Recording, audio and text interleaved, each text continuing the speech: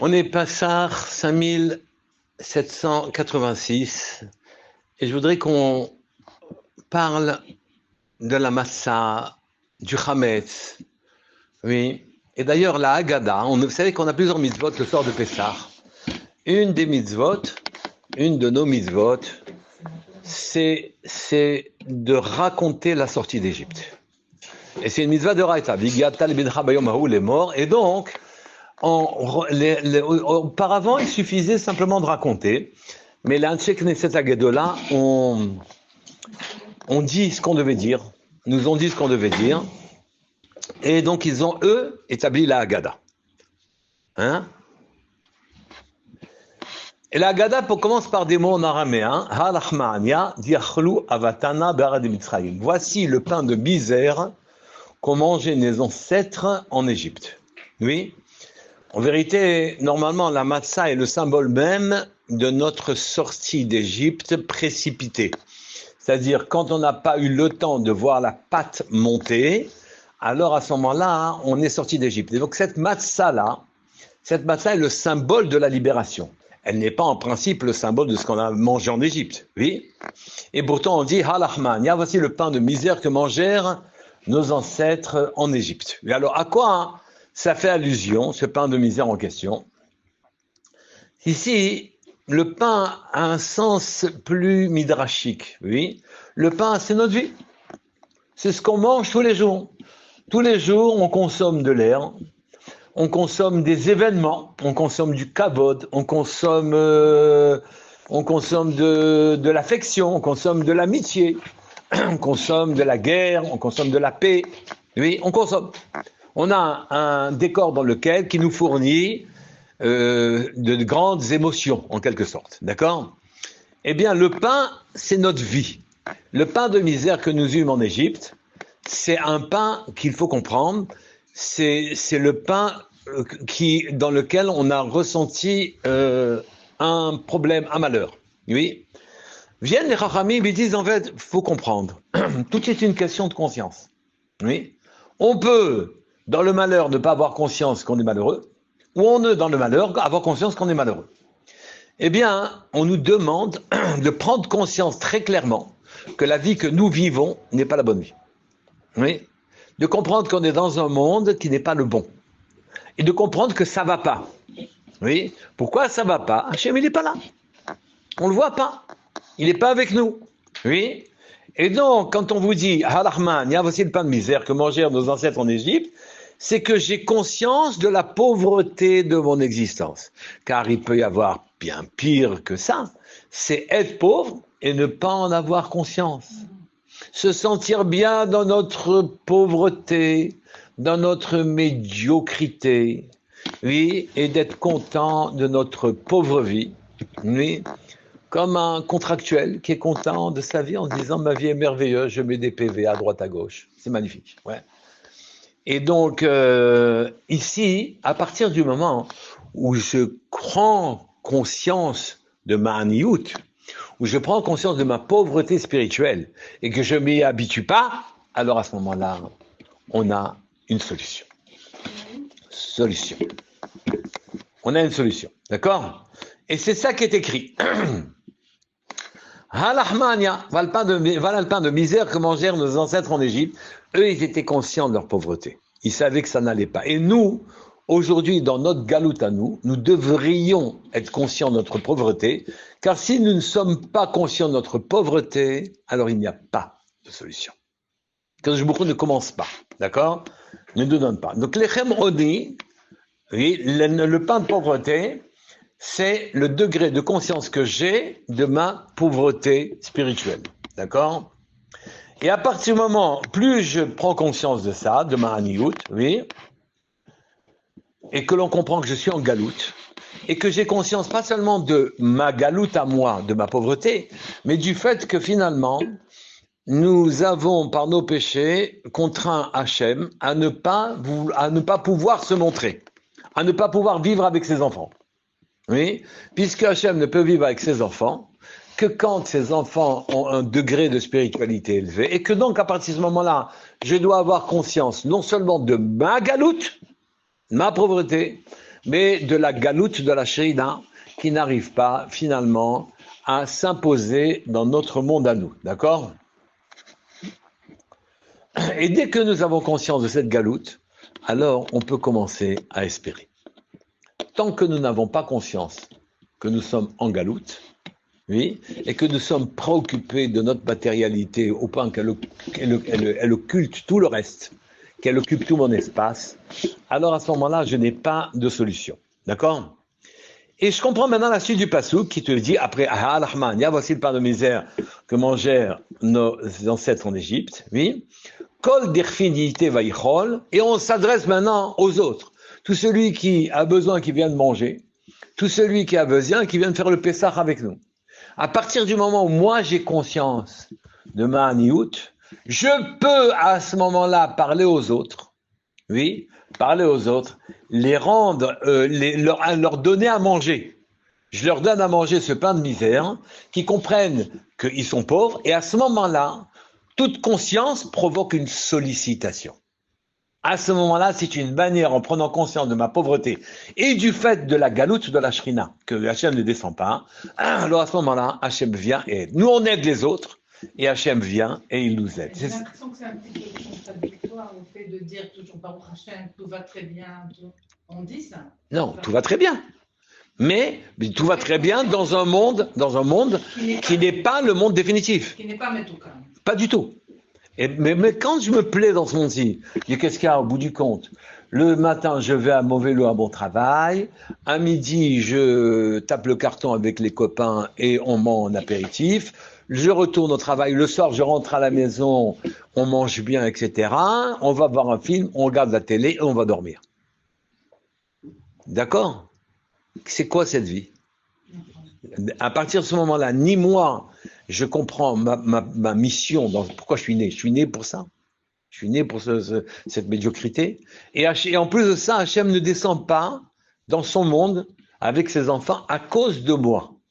Donc dès que je prends conscience de la médiocrité spirituelle dans laquelle je suis, alors à ce moment-là, la phrase qui vient après, c'est Kol dirfin ite vayichol, tout celui qui a besoin, qui vient de manger chez moi. Je vais lui expliquer où on en est, et lui-même va solliciter en disant Hachem, descends. Ça y est, oui. Et en fait, Kol dirfin ite vayichol, c'est au moment où on prend conscience. Ah, avant ça, tu peux pas. Oui. Participe à... Dès que je suis conscient, si je n'ai pas de besoin, que je m'en sors très bien, qu'est-ce que j'attire d'en haut? Rien. D'accord, j'attire rien d'en haut. Tandis que dès que j'ai conscience de ma haniout, instantanément, je provoque une frustration, et cette frustration fait un appel qui fait descendre de la rouchaniout sur moi, d'accord? Et donc, de la richesse spirituelle, d'accord? Et alors, à ce moment-là, on a un minhag très sympathique. Oui, eh bien, on retire le plateau. Une fois qu'on a montré la matzah, qu'on l'a coupé, qu'on a mangé marron, etc., on retire le plateau. Oui, on retire le plateau. Et donc, on retire le plateau. Qu'est-ce que ça veut dire on retire le plateau? Et tous les juifs, dans le monde entier, la nuit 14 à 15 Nissan, ils retirent le plateau. C'est quoi retirer le plateau? Et dans le sod, le principe de retirer le plateau, on a des minhagim donc très importants, c'est retirer le plateau et symbolise la Malchut Beit David. Malchut Beit David est une kara. Une kara, c'est un récipient, oui, dont les bords sont relevés de manière à ce que, oui, il retienne ce qu'il reçoit. Or, la Malchut n'est qu'un récipient, un immense récipient. Oui, le roi est la personne finalement la plus humble qui puisse exister, car si jamais il n'a pas les pluies cette année, il a des révoltes et des gens vont se monter contre son pouvoir. S'il ne laisse pas cette année les 200 000 ingénieurs, dans 20 ans, il n'y aura plus d'ingénieurs dans l'endroit, le pays va s'appauvrir. S'il ne n'est pas aujourd'hui les généraux, les futurs généraux, donc dans 30 ans, il n'y aura pas de généraux, le pays ne sera pas défendu. S'il ne naît pas le million d'ouvriers, il n'y aura pas de travailleurs, il faudra faire venir des pays du Maghreb, toutes les personnes avec tous les problèmes que ça pose, et ainsi de suite. Donc vous voyez que le roi, il est extrêmement dépendant de brachot qui descendent du ciel. Et donc la malchut est un récipient qui reçoit. Et effectivement, dans les sphirotes, il y a toutes les sphirotes d'en haut, il y en a une qui est vide. C'est la malchut, elle ne fait que recevoir le shefa d'en haut. D'accord? Et c'est la kara. Et donc, je la retire, la kara, en disant, voilà la situation dans laquelle on est. La malchut David, elle est pas là. Dieu ne nous a pas donné le Meler qui permet à la fois de nous amener la subsistance et le lien avec la Rouchaniout. Le roi, s'il m'amène que la subsistance, c'est un roi mauvais. Oui.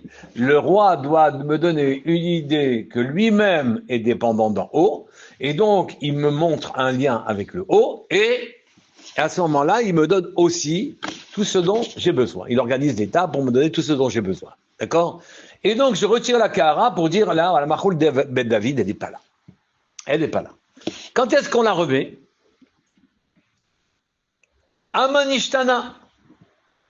N'oubliez pas, Halachmania, oui, ici, voilà le pain de misère que mangèrent nos ancêtres en Égypte, tout celui qui a besoin, qui vienne chez moi maintenant, prendre le Pessah, etc. Et quand le pasouk continue, hein, ce pasouk, il est magnifique. Oui. Ensuite, c'est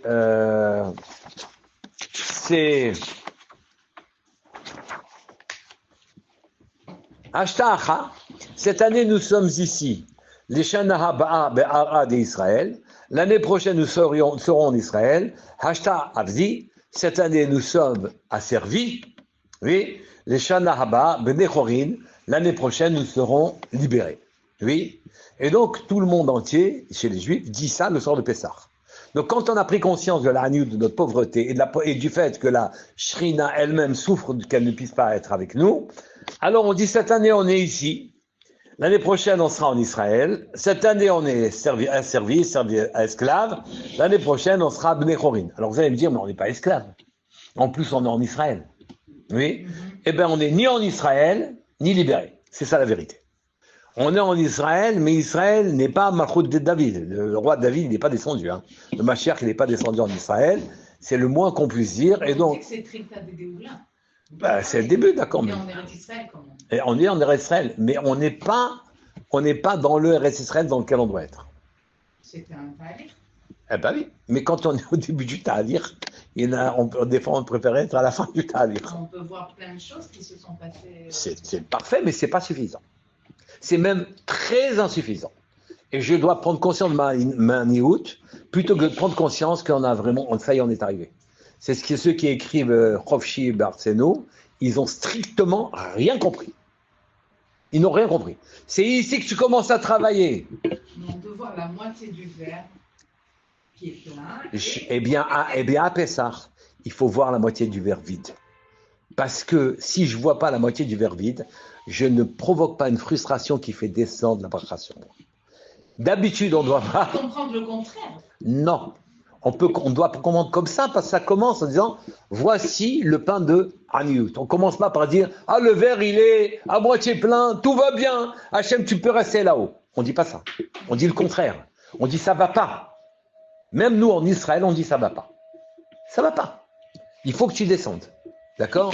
Et donc, en disant il faut que tu descendes, je fais un appel, pas un appel d'air, provoque une dépression. Et Hachem, il vient, il me fait descendre des malachim, des choses comme ça, etc. Donc ici, à Pessah, je dis je manque, de manière à ce qu'il me remplisse. Pas je dis tout va bien, tu peux rester là-haut et moi je suis bien ici. Ça va pas du tout ça. Okay. D'accord? Et donc on dit Hashata, aujourd'hui, maintenant, Hashta, Hacha, on est ici. Les Shana Haba Be'ara d'Israël, nous serons en Israël, sous-entendu, comme il faut. Hashta Abdi. Et on est servi. Donc, tous ceux qui disent en Israël qu'ils sont rochis, en fait, ils sont fraïs, c'est la vérité. Parce que nous sommes... De quelle servitude parlons-nous? On ne parle pas d'une servitude physique. Il n'y a pas que les servitudes physiques. Nous sommes totalement asservis aux cultures étrangères. Oui, nous ne savons pas réfléchir autrement qu'en bon aristotélicien. Nous avons une culture, nous sommes avalés par les schémas de fonctionnement et de réflexion qui sont des schémas de culture grecque, oui, et c'est elle qui fait l'essentiel de notre culture. Et on ne peut pas échapper facilement à ça. On ne peut pas échapper du tout même à ça. C'est-à-dire, à partir du moment où je suis sur Terre et que toutes mes références sont des références matérielles, je n'arrive pas à faire craquer le plafond de verre pour qu'Hachem dise son serment. Je suis à Evet, je suis asservi, je parle une langue qui est une langue étrangère, j'ai une culture qui est une culture étrangère, et même la culture qui est imposée aujourd'hui ici n'est pas la culture finale, du tout. La culture finale, c'est une culture juive, totalement juive, et définitivement juive. Oui, avec une présence du Mashiach et de Hachem sur terre. Et ça, là seulement, je serai libre. Avant ça, je ne me libère pas. Comprenez. Que je vive en Israël ou en Amérique aujourd'hui, oui, on est dans time is money. On est dans, faut qu'on trouve de la parnassa, faut qu'on s'en sorte, faut qu'on fasse ceci, cela. Et si je ne fais pas attention, je perds ma vie et mon temps dans une culture qui n'est pas la mienne. Je ne peux pas. Et je ne peux pas échapper à ça. Même si je suis très intelligent, même si je suis très solide, et mes schémas de fonctionnement sont des schémas de fonctionnement qui ne sont pas ceux qu'Hachem attend de moi. Ou plus exactement, je n'ai pas les moyens de percer le ciel, d'ouvrir une fenêtre sur le ciel qui me fasse voir le Créateur. J'arrive pas. Je suis prisonnier de mon monde matériel. Pourquoi Et c'est ça le mot. Attends 2 secondes. Et c'est ça le mot Ashta Avdé. Je peux pas. On n'est pas en train de parler maintenant des Réchaïm. Hein. On est en train de parler des gens, même des gens élevés. Puisque je vois pas Hachem, c'est que je suis asservi, je suis enveloppé, noyé dans la matérialité. Et tous mes schémas et mes références sont des références matérielles. Je connais rien d'autre que ça. D'ailleurs, je connais que ce que mes yeux voient, ce que mes oreilles entendent. Oui. Et je n'ai pas l'oreille qui entend la voix d'Hachem. Je n'ai pas les yeux qui ont des visions d'Abraham Avinu. Et donc, je suis asservi au monde matériel et Akadosh Baruch Hu le déplore. Et moi, je dois le déplorer aussi. C'est ça, Ashta Avdi.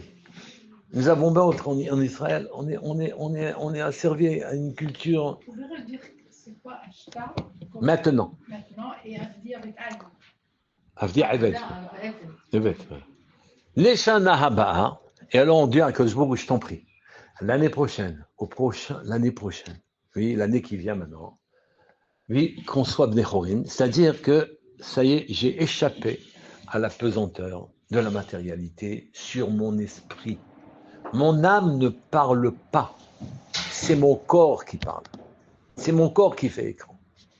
Et donc, voilà pourquoi j'ai retiré le plateau en disant, le Malchut Bey David, elle n'est pas là. Et donc, il ne m'offre pas une fenêtre vers le haut. Et je ne sais pas voir Kadosh Baruch Hu. Et donc, je suis orphelin. D'accord? C'est la Gada de qui? La Gada de qui? Je ne sais pas d'une personne, c'est de plusieurs personnes. Oui. En fait, c'est un programme. Et puis ça, c'est ce que je viens de dire maintenant, c'est un des élèves du Rabbi Chaim Vital. Sur la halachot, qu'est-ce que c'est le plateau? Oui? C'est en fait un programme de vie qu'on a pour faire ça. Mais bien sûr, c'est évident. Ça nous trace Oui, dedans oui, c'est une évident. directive par rapport à un comportement. Oui. Exactement. D'accord? Mais il y a un côté dans la Gada qui est très optimiste, qui on Mais je suis extrêmement ambitieux. Les optimistes, comme il m'a dit le Mechoutan, oui, les pessimistes, ils sont vivants en Amérique, et les optimistes, ils sont morts à Auschwitz. Quoi? Les optimistes sont morts à Auschwitz.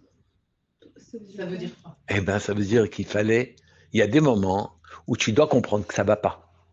Ah. Voilà. Et tu dois te sauver. Pas, tu dis, tout va bien. C'est Ça pas va. fictif, je parle d'un vrai optimiste. Mais il n'y a pas. Les vrais optimistes, ils ont été à Auschwitz. Les pessimistes, ils sont allés en Amérique. C'est ce qu'il me dit. Alors, c'est bizarre comme réflexion. Hein. Mais en vérité, il y a un moment à Pessah où on dit Ha, lahma, ania. C'est du pain de misère. On le dit, ça veut dire donne, descends. Ça va pas. On est asservi. On est prisonnier de la matérialité. Mais on prend conscience que c'est Akadosh Baruch Hu qui fait tout pour nous. On n'est pas. Il a provoqué la sortie d'Égypte. Non, mais il y a un effet pervers ici qu'on doit souligner et éliminer. Si je suis conscient, quand je dis c'est Akadosh qui a fait tout pour moi, ça veut dire que ça va bien, tout va bien. Bon, Hachem, ça va pas. Non, je ne pense Ça ne va pas. On dit Hachem, ça va pas. Ça va pas. En Égypte, vous savez, on était content. comme maintenant, par exemple. On était content en Égypte. On est content. On a dit, on a des pastèques, on a des poissons. Et alors quoi? Et on fait un petit peu d'avodazara. Hein. Il faut bien vivre. Il faut bien vivre. Et puis on va pas vexer nos hôtes, ceux qui nous ont invités. Mais tout va bien. Ça, non, ça va pas. On dit Hachem, on veut que tu descendes avec nous. On a une ambition beaucoup plus forte. J'ai une question là. Oui. D'un côté, Pessah, la Gada, vous avez mentionné que c'est un récit Oui. de la sortie des Oui. Deuxièmement, on sait que c'est Pessah. C'est vraiment le fait de raconter Oui. c'est Chinouri. Oui. Alors en fait, C'est le début du Chinour, Pessah. C'est le début du Chinour. Alors comment je peux relier Attendez. Comment je peux relier le fait que dans l'idée du Chinour, je vais dire en fait à mes enfants rien ne va plus. Alors quoi, tout ce que je leur ai enseigné jusqu'à présent, je viens, je dis en fait tout ce que j'ai fait n'est pas bon. Tout ce que je vous ai enseigné n'est pas bon. Et non, parce que si je fais une remise en question, je dis je fais une remise en question en disant là nous sommes à un point où nous devons beaucoup évoluer. Beaucoup. Pas. Ça va. Pas ça. C'est ça l'éducation. C'est pas suffisant. Moi, je suis d'une génération où quand on avait 18, on demande pourquoi tu n'as pas 20. Ça va pas. Et ça finit par les mots, ça va pas. 18. Ah bon? Et combien il a eu un tel? Ça va pas. On nous dit aux enfants, vous êtes des bons enfants. D'accord. Maintenant, il faut travailler. Il faut travailler. Voilà. Il faut voir le bon côté. Quoi, la capote d'un chiffre. Voilà. Alors donc, ici, continuons. Oui. Et donc, remise en question, si vous voulez me répondre, que cette remise en question, c'est en fait aussi une partie du Chinour. Mais quoi, mais la remise en question, c'est Chinour. Si je suis conscient, je ne suis pas conscient que ça ne va pas, que je ne suis pas à mon point d'apogée, je n'ai pas besoin de Chinour. Puisque si je suis bien, ben, c'est pas la peine de faire un Chinour, ça ne sert à rien. Tout va bien. Tout va bien.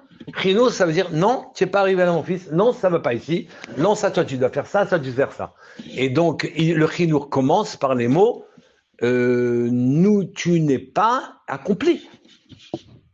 Quand on dit Yessiat Mitzrayim, il faut comprendre que ça n'a jamais été seulement la sortie physique de l'esclave égyptien.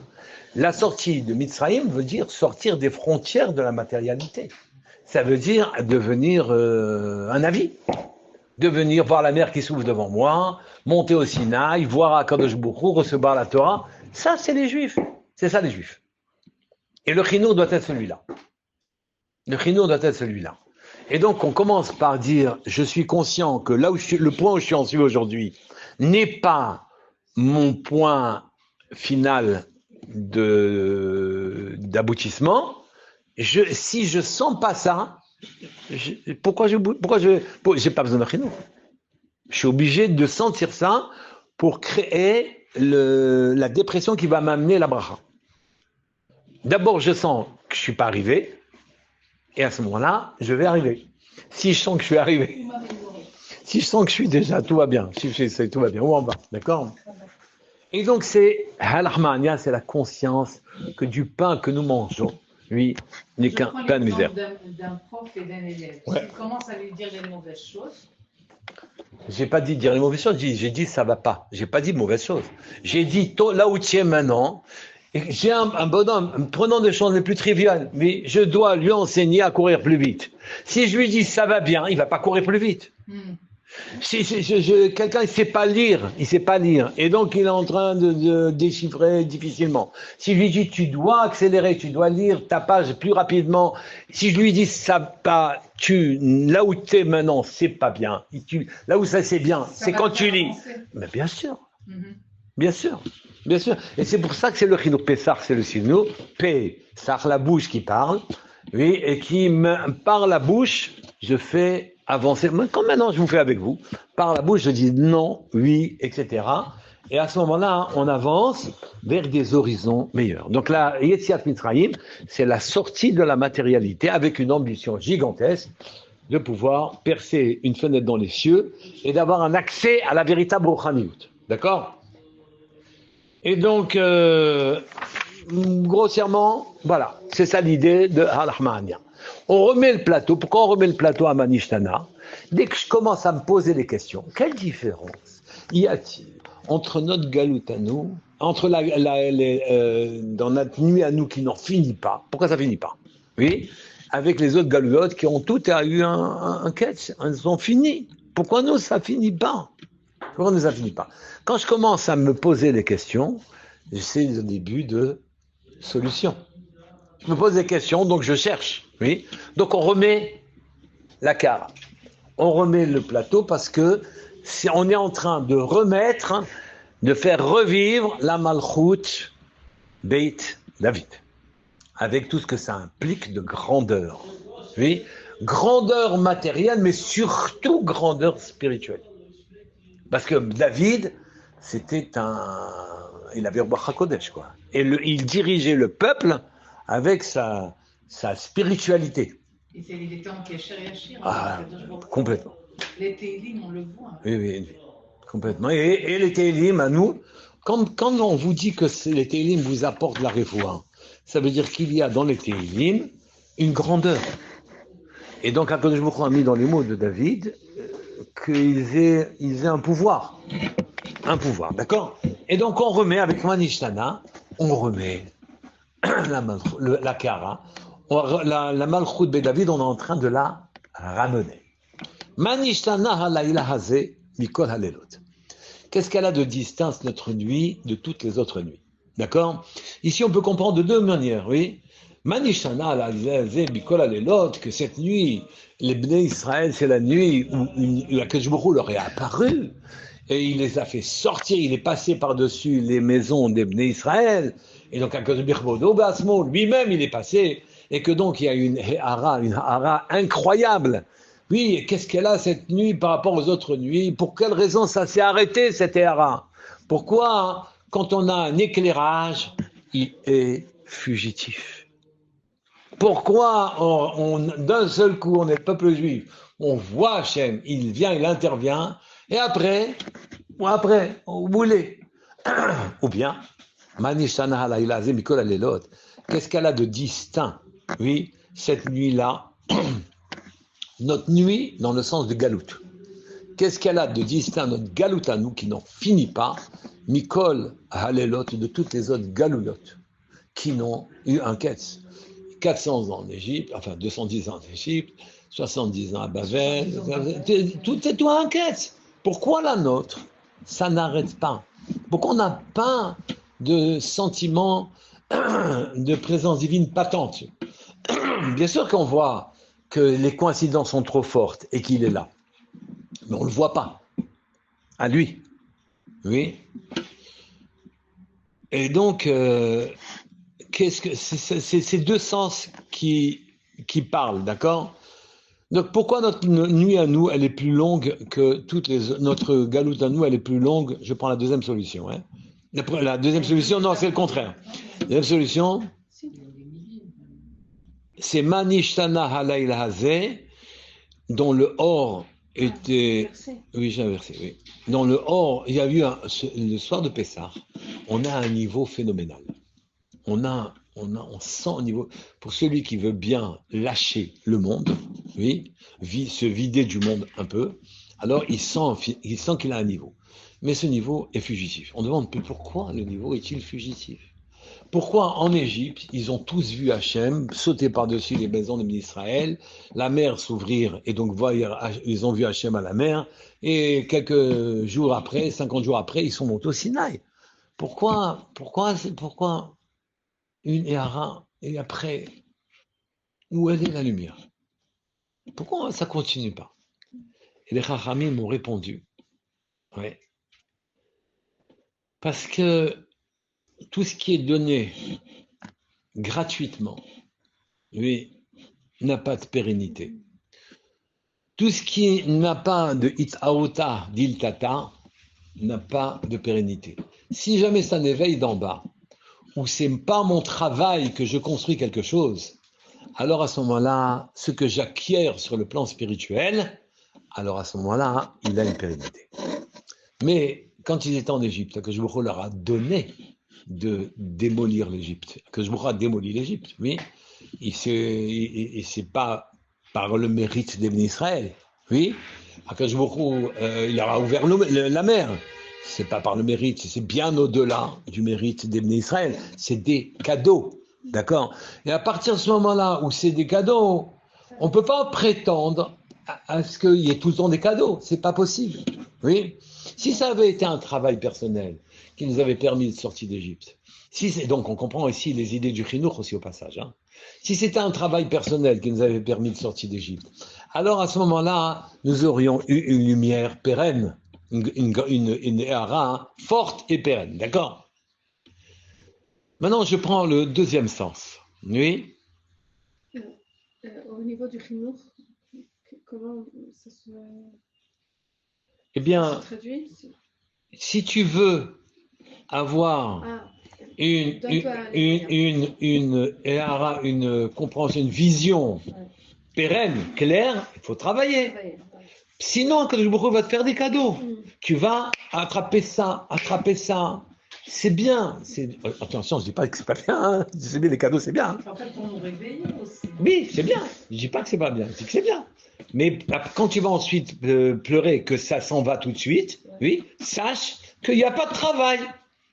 Il n'y a pas de travail. Quand il n'y a pas de travail, n'espère pas plus. Tu ne peux pas avoir des cadeaux en permanence. Voilà. Et donc, c'est une réponse à Manishtana et Laila Azim et Kolel Edot. Ou bien, le deuxième sens, mais pour quelle raison c'est tellement long cette galoute?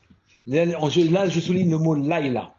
Dans le premier sens, c'était dans cette nuit où c'est Balaïla Azim et Kolel Edot, où tu as une Éhara. D'accord? Pourquoi elle ne meurt pas? Réponse Itaouta, Diltata. C'était que, ça venait que d'en haut, ça venait pas d'en bas. Oui? Deuxième sens, c'est à Laïla, je souligne le mot Laïla cette fois-ci.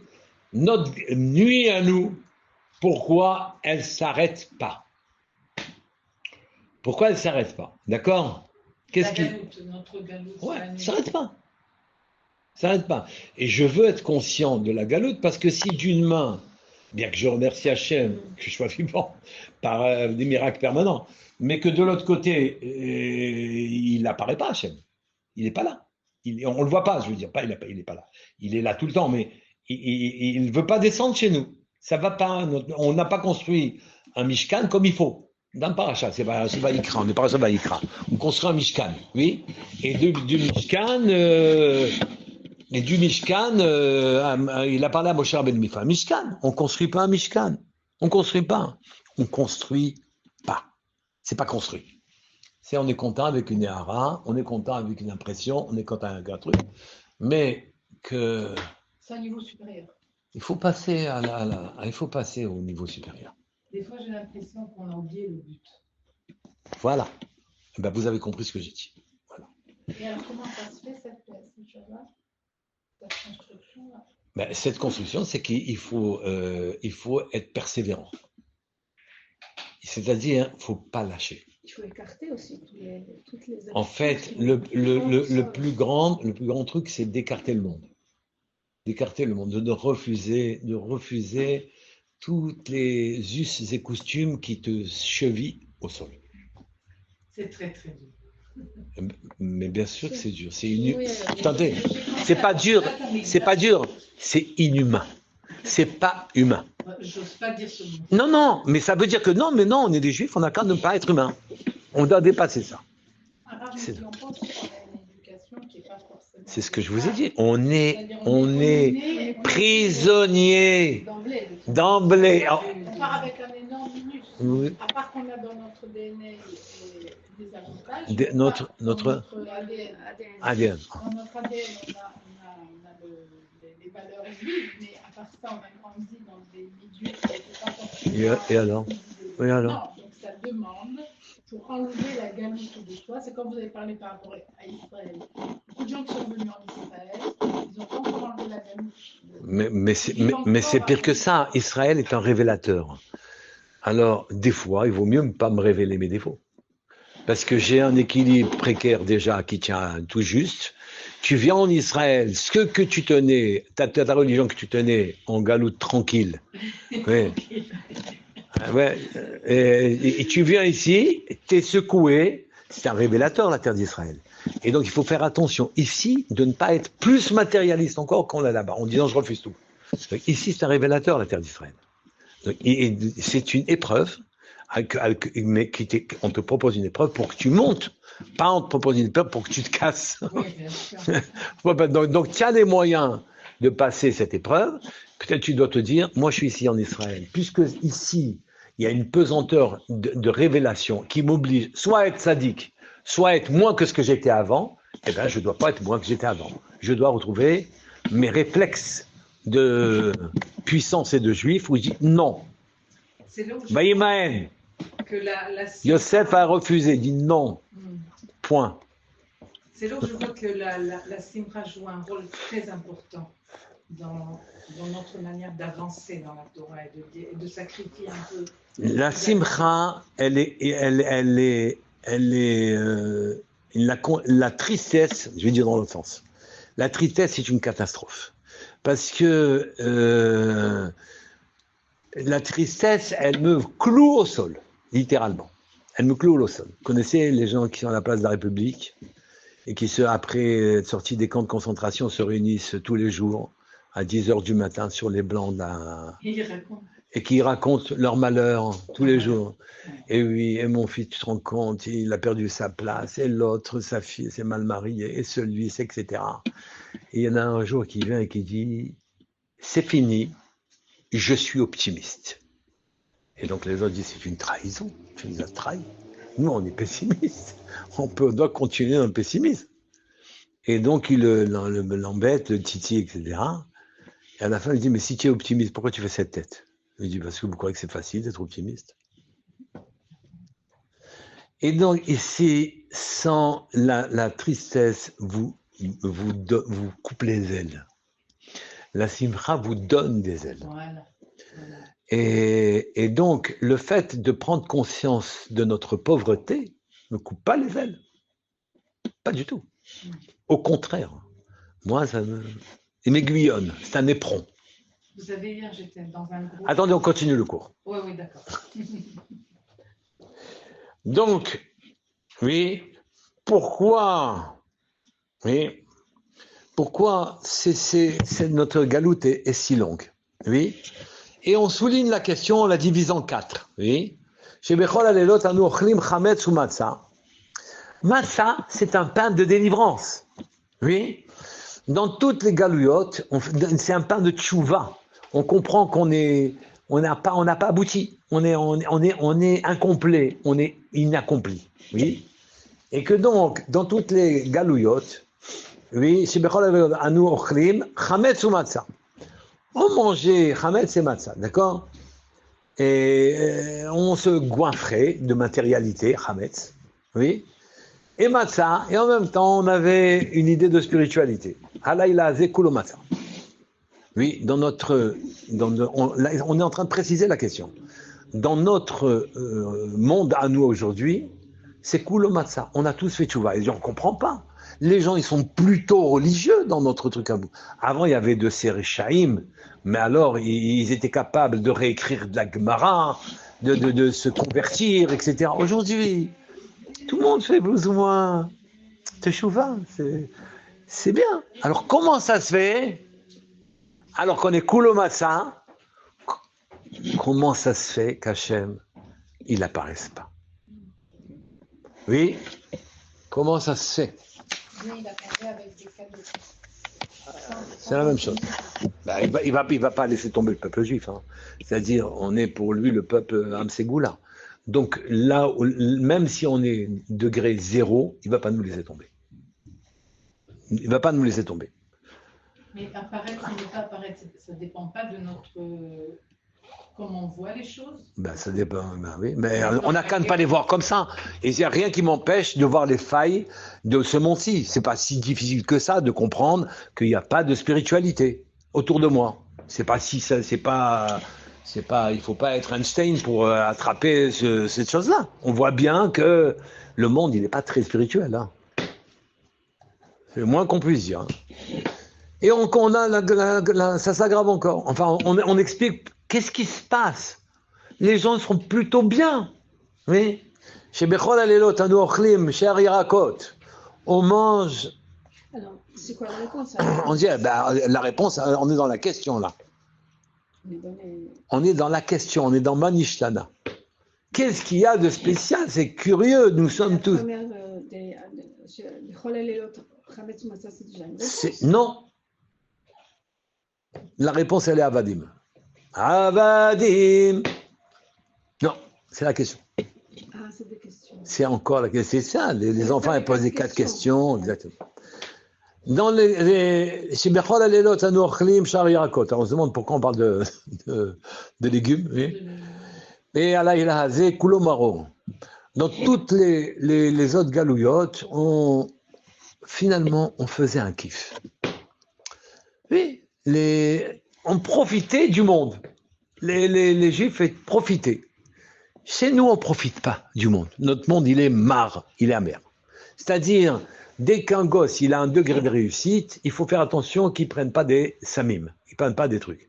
Dès qu'il y a quelque chose qui marche, la drogue, oui. Oui. Dès qu'on n'est pas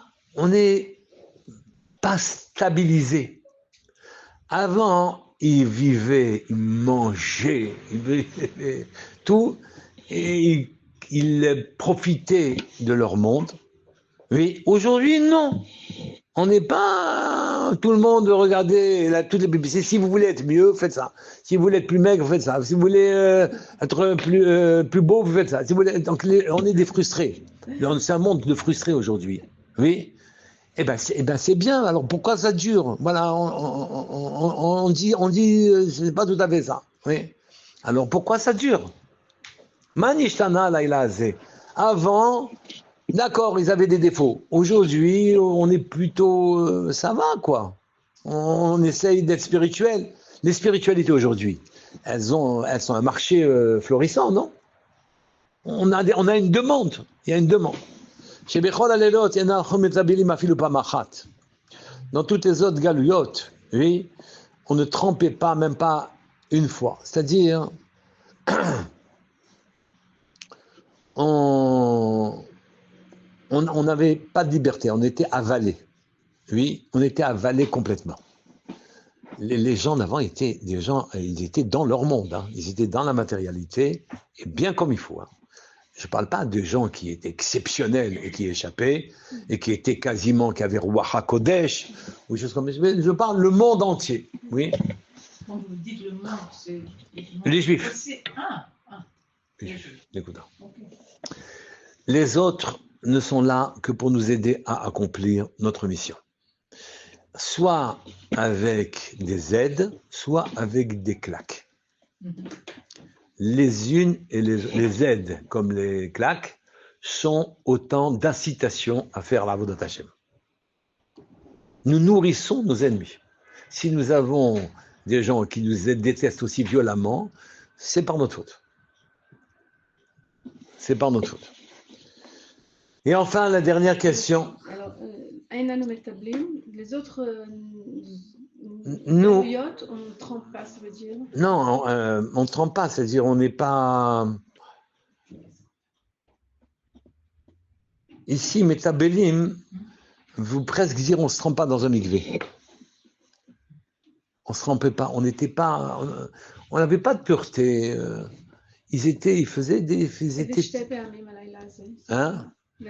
Aujourd'hui, plein de gens, ils vont au mikvé, plein de gens, ils étudient la Torah. Pourquoi il n'est pas là, Hachem? Pourquoi il n'est pas là? Pourquoi il n'est pas là? Oui? שבכל הלבדות אנחנו אוכלים בין יושבים ובין מסובים ויושבים הלילה לכולנו מסובים. Aujourd'hui, מסובים, en vérité, c'est un... Comment vous dire qu'est-ce que c'est מסובים? מסובים, c'est... Réunis? Non, מסובים, ça veut dire manger accoudé. Comme un peu les rois quand ils mangent.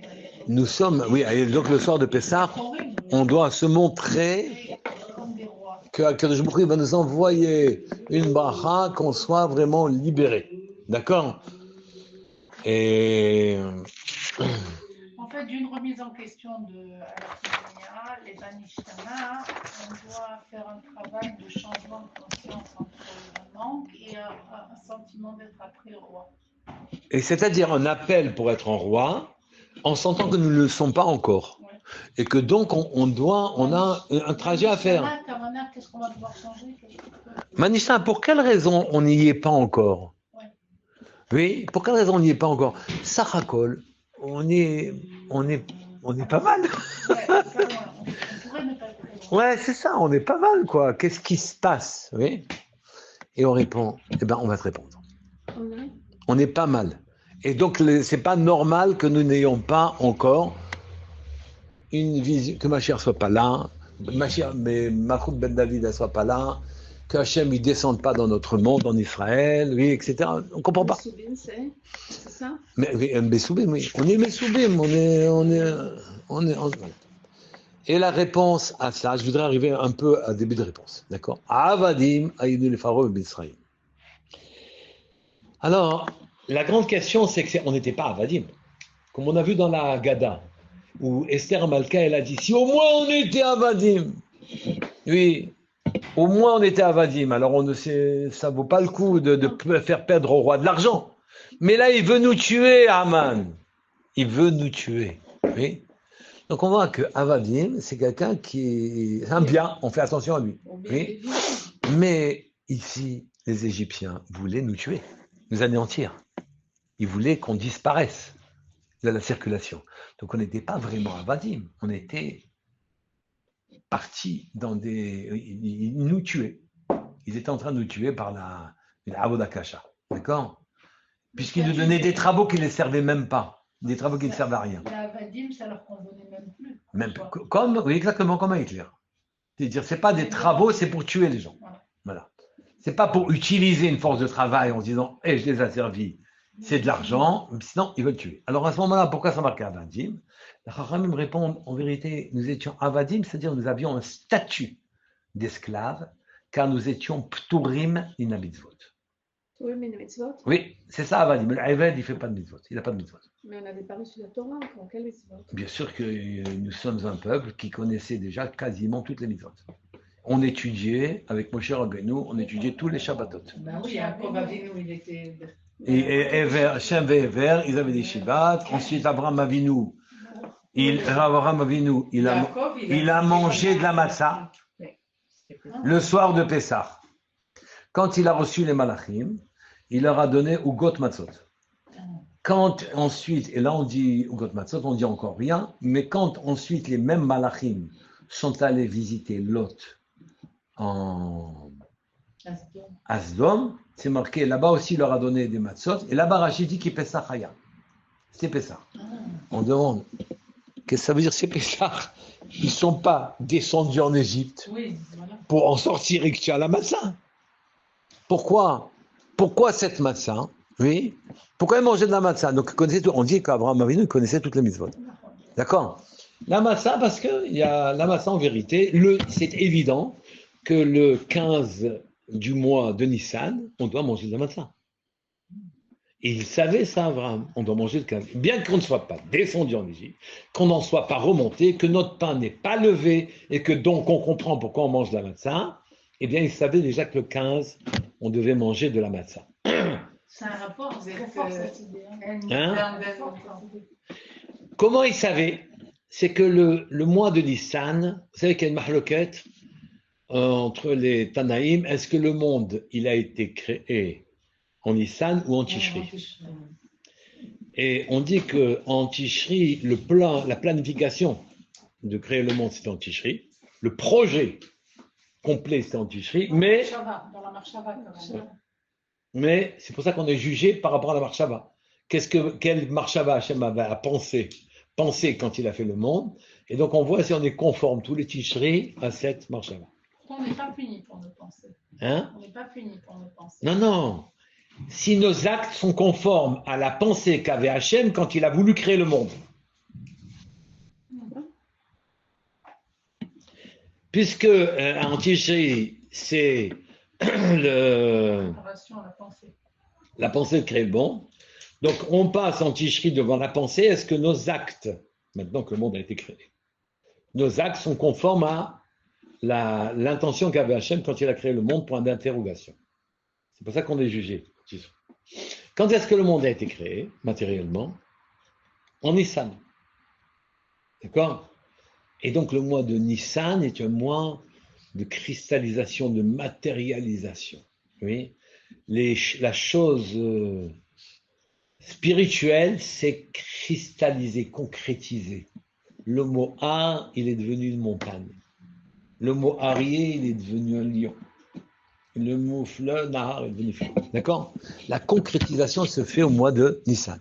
Le monde est devenu concret. D'accord? Mais il y a un grand danger. Oui, il y a un grand danger. C'est un surcroît de concrétisation, un surcroît de matérialisation. Et le 15 du mois de Nissan, c'est l'apogée de cette bracha qui est la matérialisation.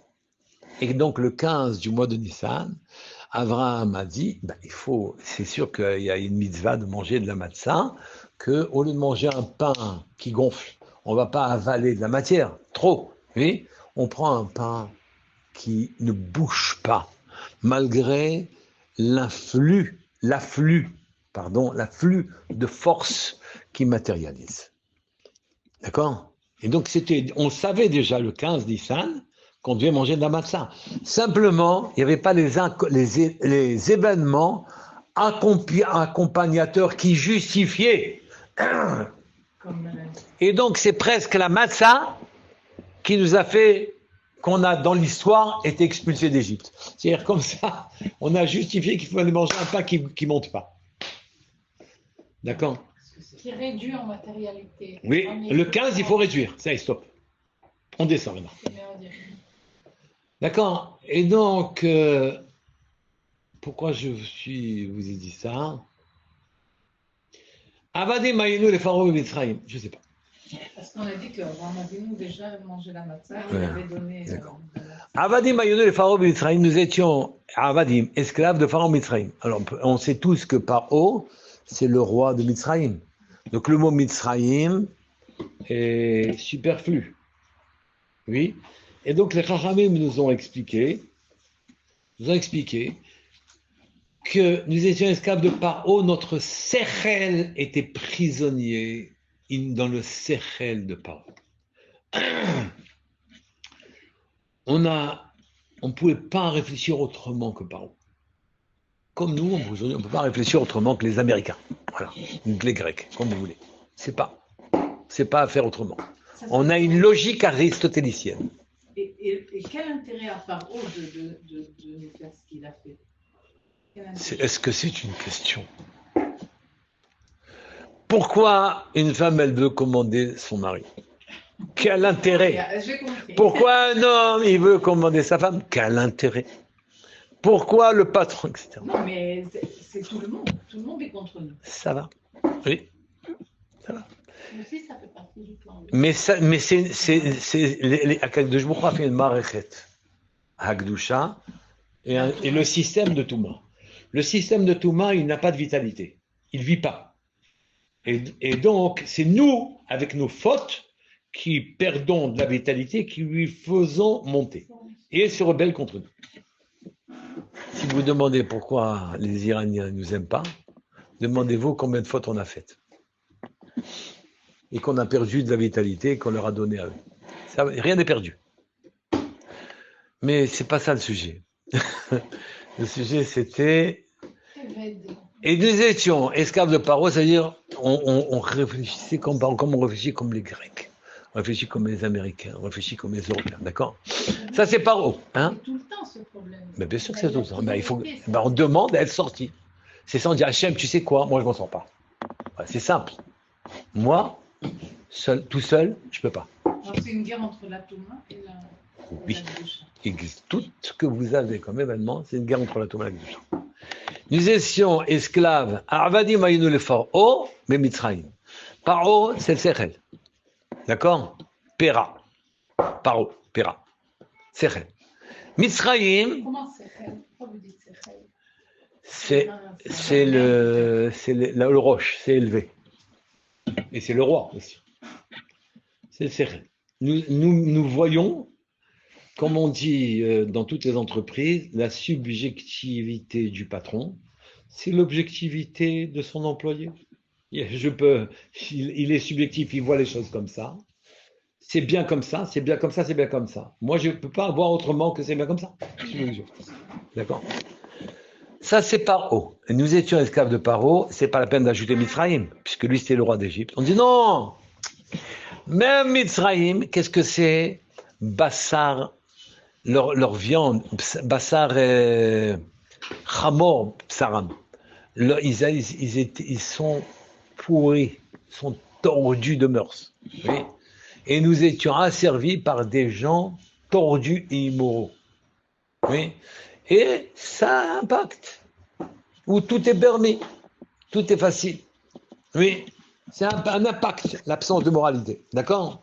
Et donc, c'est de ça que nous étions asservis. Vous comprenez ici que l'asservissement, là, oui, l'asservissement était terrible parce que on réfléchissait comme par haut et la tendance, elle était à la dégradation sur le plan des mœurs. D'accord? Donc, on était prisonniers, on ne pouvait pas. Avadi Mayonel Faroum Israël. Et que je vous a dit bon, stop. Il nous a fait sortir de là-bas avec une main forte et un bras étendu. Et on comprend ici, ça veut dire dès que nous, on a pris conscience, ça ne va pas. Ça ne va pas. On ne peut pas continuer. Oui, c'est pas possible. Nous étions encore sous la main de Paro et sous la main des Égyptiens. On a dit, c'est pas pour nous. C'est pas pour nous, on ne peut pas. On a dit là-bas, non, dans nos comptes, ben si, Yitzhak et Hachem. Nous criâmes vers Hachem. Parce que c'était ingérable, insupportable, l'esclavage et la souffrance. Quelle était la souffrance? C'était une souffrance physique. Alors à ce moment-là, pourquoi, quand ils sont partis dans le désert, ils se sont plaints, au moins en Égypte, on avait à manger. Tout était... Donc ici, la souffrance physique, elle était acceptable. Elle était pas acceptable. Elle était... ça va, quoi. Ça. Non, après, avec la dureté de l'esclavage, c'est devenu... La souffrance la plus grande était une souffrance morale. Mais le fait qu'ils aient donné un travail aux hommes, le travail des femmes, ça, c'était dégradant. Donc c'est une souffrance morale, c'est pas une souffrance physique. Faire un travail de femme, c'est plus facile que d'un travail d'homme au niveau de la force et d'esclavage. Donc c'est pas ça le problème. Le problème, c'est que ça va pas. Ça va pas. On peut pas continuer comme ça. Et donc dès qu'on a pris conscience, ça y est, de notre pauvreté, physique évidemment, mais surtout de notre pauvreté spirituelle et morale, que je vous crois, il nous a dit, allez, ça y est, vous êtes mûrs. Alors, c'est pas un cadeau, c'était en rapport avec notre autoroute à nous. Non, c'est une toute petite autoroute. C'est quand je dis c'est pas une itaouta de l'itata, je dis ici, j'ai pas dit ils avaient même pas envie d'eux. Avoir envie de sortir, ça s'appelle pas une autoroute. Ça s'appelle un début. Ils ont plus envie de rester là-bas. Les Juifs là-bas, ils voulaient s'assimiler. Hein. C'est pas la peine. C'est vrai que d'un côté, ils voulaient ressembler à des Égyptiens. De l'autre côté, notre nature est rebelle. La nature du Juif, elle est rebelle. Oui. La nature du Juif, elle est rebelle. Donc ici, dès qu'on a passé un point où c'est un déséquilibre pour nous, c'est fini. Plaire aux Égyptiens, pourquoi pas. Mais quand ça nous déstabilise complètement, c'est fini, on ne veut pas. On ne veut pas. Voilà. Et le point, il est, dès que, il a vu que je vous dis, l'Égypte, ça y est. L'Amérique, ça y est. La France, ça y est. Ouais. Ça y est, mais ça ne veut pas dire que j'ai fait tchouva. Ça veut dire, j'en ai marre. Mais ça ne veut pas dire pour autant que j'ai compris qu'Hachem, il souffre de ne pas être avec nous, que j'ai compris que spirituellement, je ne suis pas au point. Mais c'est une... Oui. Dès que j'ai conscience que ma situation n'est pas la bonne, Hachem n'a pas attendu qu'on fasse une tchouva complète pour nous faire sortir. Vayotsi enu Hachem Misham, Beat Chazaka Vzora Netuya. Un, c'est pour les Égyptiens en disant, vous les empêchez de sortir, je vous tue. Un, c'est pour nous, on n'a pas envie de sortir. Dis non, on veut juste, on est bien en Égypte, on veut juste qu'ils nous laissent tranquilles. On veut juste qu'ils nous laissent tranquilles. Donc il a fallu qu'ils nous prennent, qu'ils nous mettent dehors et qu'ils poussent les Égyptiens pour ne pas qu'ils continuent l'esclavage. Je vais finir sur ce paragraphe, oui. Ve'ilou, et si, lo otsi hakadosh baruch hu et avotenu et Mitzrayim, et s'il n'avait pas fait sortir nos ancêtres de Mitzrayim, oui, are anu ubneinu ubnei banenu, nous, nos enfants, nos petits-enfants, on ne comprend pas, parce que si nous on y reste, les petits-enfants ils seraient restés. Non, Meshua Avadim ayonu le Pharaon Mitzrayim. Nous ne serions plus Avadim à Paro, mais Meshua Avadim à Paro. C'est-à-dire, on n'aurait plus été esclaves physiques.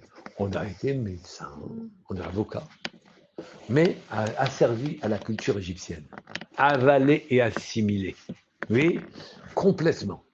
Et Meshua Avadim ayonu le Pharaon Mitzrayim et du Sechel, prisonnier de la vision, du projet de Paro, et prisonnier des mœurs et des trucs tordus des Égyptiens, on n'aurait pas pu sortir. La Haggadah, c'est un grand chiour de Tchouva. Bien sûr. Un grand éveil à la Tchouva. Oui. Et les quatre niveaux des coupes de vin, ça correspond aux étapes qu'il faut passer. Oui. Oui. Et les 4 psychologies, il y a 4 cas psychologiques. Il aurait fallu dire à qui c'est qui a fait la psychanalyse Qui c'est qui a fait la psychanalyse Freud. Et il fallait lui dire non, il n'y a que 4 niveaux psychologiques, il n'y en a pas plus. Pourquoi il en a mis combien? Il ne s'est pas appuyé sur la Haggadah, donc il a eu tort. Voilà, nous continuerons après les attachés de Barar, que Akadosh Baruch Hu nous donne la force de passer Pessah comme il faut.